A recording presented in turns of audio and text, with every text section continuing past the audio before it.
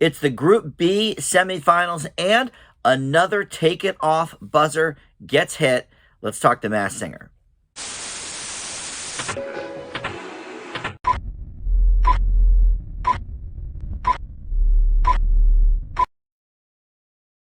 Hey guys, Dan here. This is Dan Reviews It. Welcome to my Masked Singer recap and reaction video. We are in Season 6, of course, Group B semifinals now. We've got 4 singers, the Banana Split, the Caterpillar, the Mallard, and the Queen of Hearts. And I'll be honest, I'm only about halfway through the show as I record this. I'll have to watch the rest and come back to you because we had a Take It Off buzzer after the second performance. So we're going to talk about that. And by the way, it's the worst part of the show. I hate that they introduced it. First of all, I didn't really like the concept of it. Oh, if somebody thinks they know who you are, they're going to hit it, and then you're knocked out of the competition. I didn't like that concept, but they haven't been consistent with it at all. Like when they first brought it out, they said, well, if you're right, we'll add 2 points to your golden ear score for your first impression guesses. But if you're wrong, we'll subtract, I forget whether it was a point or 2 points. But then last week, Ken hit it, was wrong, and he didn't lose his point. So that didn't make any sense. And then tonight, they're doing something different than they did last week. Last week when Ken hit it, he made his guess of Sarah Bareilles. The person said, no, that's wrong. So then they didn't have to unmask. Now, they were voted out at the end of the episode, so they had to unmask anyway. But here, it seems like they're going to unmask whoever this is immediately without even checking if the panelist is right or wrong. So it's very annoying. I hate it. I really don't want them to bring it back next season. But all right, so let's get to the first half of this show before we have to go to the video and see about the taking it off. But the guest star for tonight was Cheryl Hines, who, of course makes sense because she is a panelist on Ken's show, I Can See Your Voice, which I believe is coming back in the spring. All right, so Banana Split went first.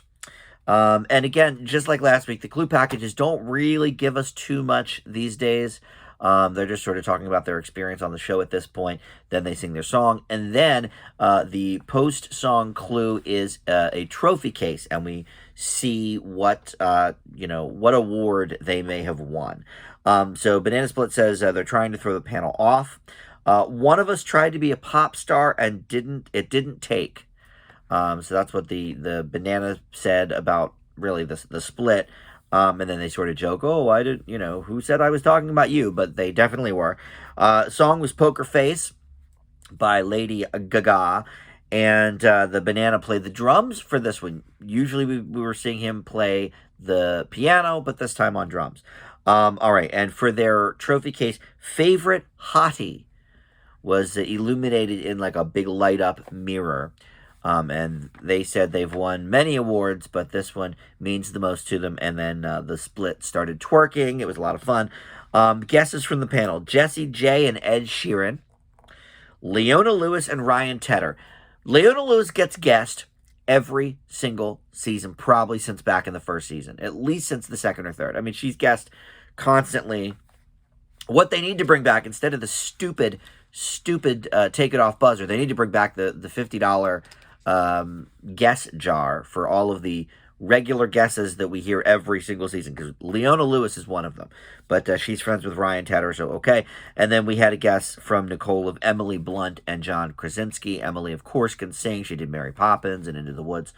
And I don't know if John Krasinski can play the piano. He can play the drums, but look, since I don't know if it was since the beginning or not, but certainly since at least the second time Group B sang, I was on the Catherine McPhee and David Foster train. Now, if you're a regular watcher of this video, I don't look up a bunch of stuff. I don't, do my digging. But sometimes there's like one thing I'll pick out and I'll be like, okay, I'm going to just research that one thing and see if it makes sense. And so I looked up who has won the favorite female hottie at the Teen Choice Awards. And it is not Catherine McPhee. Britney Spears has won the most. They stopped doing it in 2018 after the male hottie winner, Cole Sprouse, was like, this is effing stupid. Like, how about you award us on our acting abilities and not our hotness? But Catherine McPhee's never even been nominated for this. But I'm going to stick with my guess because this show throws us off with their guesses or with their clues sometimes. And so I'm going to stick with Catherine McPhee and David Foster.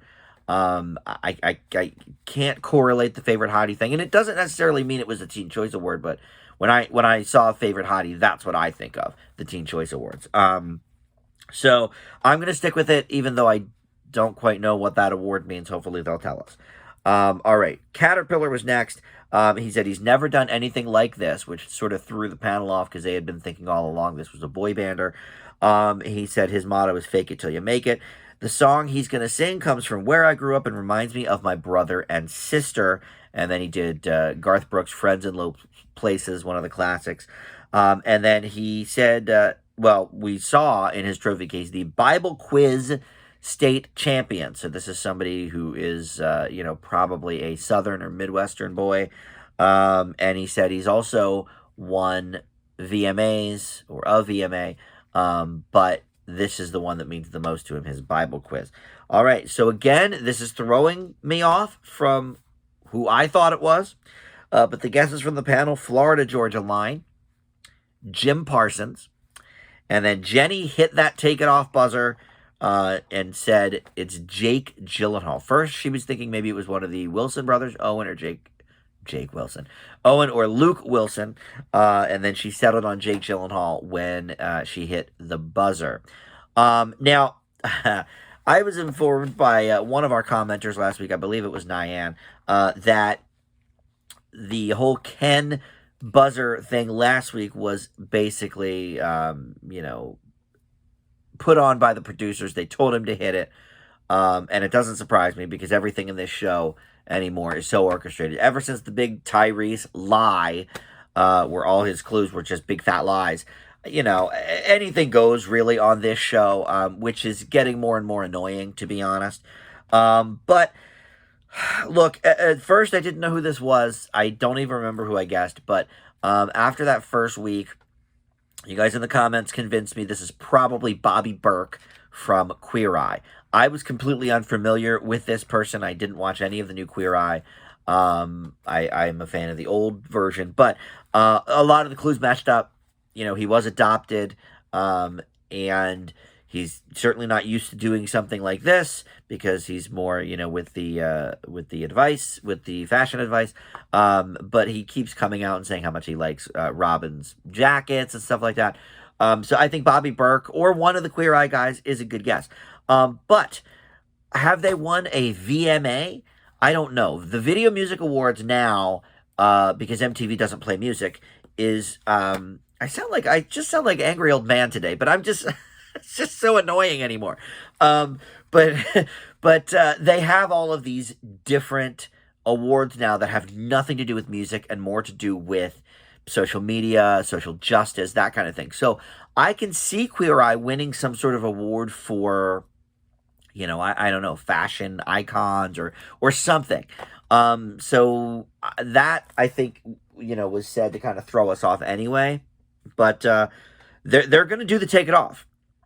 Nick did not ask this person if they were Jake Gyllenhaal. He just said, okay, let's take it off. Which I think is, first of all, completely contradictory to what they did last week. But whatever. In any event, they're up to the take it off. So let's get the take it off. I think it's so annoying that they're just not being consistent at all. But let's take it off a little bit. Is it Bobby Berk? Is it Jake Gyllenhaal? Oh, again, they're not doing the take it off. It's not Jake Gyllenhaal. Okay. It's not Jake Gyllenhaal. Well, no kidding on that. All right. So we'll pause there a second. No kidding. I could have told you that. Whatever. She just thought because he has a sister, Maggie. But, all right. So, all right. Maybe this is what they did last week and I already forgot. But, okay. So we're not going to take it off yet for the Caterpillar. I have the feeling of the four up here, I've been saying for a while, Queen of Hearts and Banana Split are going to be the two that move forward. So that's still my guess there. I do still think we're going to find out who the caterpillar is in this episode, and then also probably the Mallard, because I think Queen of Hearts and Banana Split, that is really where the vocals are at. So, all right. Well, maybe they are being consistent then with last week. Maybe I'm just being crotchety for no reason, but I do still hate the take it off buzzer. I especially if they're not gonna take away the points that they now. Of course, Jenny has no points to take away, so I guess who cares? But Ken, they didn't take away his points last week, and they said they were going to do that, which is annoying. But all right, so now we don't get to hear any of the other caterpillar guesses unless he gets voted off later. So we will move on now to the next performer. And that next contestant is going to be the Mallard. So let's talk about him. But before we do, I do want to say when they went to commercial after Caterpillar, we had Emily Hampshire from Schitt's Creek saying that she will always have Caterpillar's back. So there's a friendship connection there. I don't know if she has any kind of connection with the Queer Eye guys, but obviously, Schitt's Creek is very, gay-friendly, LGBTQ-friendly show. So, all right. So Mallard said he's been bebopping and scatting on the stage. I am the underdog. I love eating banana splits. Caterpillars make great lures. And I'm the ultimate heartbreaker. Sort of taunting his co-singers here, his competitors. He does say he has lots of kids. He's doing it for them. He sings Fly by Sugar Ray. He for the award, he was part of Barbara Walters' 10 Most Fascinating People. Interesting. I'm not sure if that lines up with what I was thinking, but then the comment he makes certainly does. He said that being fascinating is his true calling. And the guesses from the panel: Dog the Bounty Hunter from Nicole, Garth Brooks, and George Foreman from Cheryl Hines. The Mallard does get voted out, so we're going to talk about that in a second. Now, you know what? All right, it's whatever. I guess we'll talk about it now because he is the first one to get voted off, so I've already got that queued up. So, all right, the true calling. The duck decoy industry has come to life from the Duck Dynasty people. We've been saying for weeks and weeks that this is Willie Robertson from the Duck Dynasty. True calling makes sense there. I can see if the whole collective, the whole family, was part of the 10 most interesting people, especially that year that they had all the controversy with the anti-gay stuff. So that honestly makes a lot of sense to me, that they could be part of that. So that is my guess, is Willie Robertson from the Duck Dynasty show. But the guesses from the panel mostly leaned in the country music vein. Robin originally thought it was Larry the Cable Guy, but of course that was somebody else on this season. So he changed to Alan Jackson. Jenny thought it could be Toby Keith originally, but then went with Jason Aldean tonight.